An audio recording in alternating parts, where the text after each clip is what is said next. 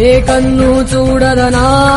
నీ విచ్చల విడిమిడిసి పాటు ఏ చెయ్యి ఆపదనా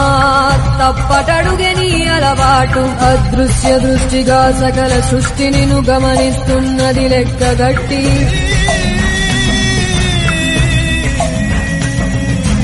ఎంత బతుకు నీదెంత బతుకువో గుప్పెడు మెతుకుల కడుపు కొరకు ఇన్నాటలు వేటలు అవసరమా మనుజా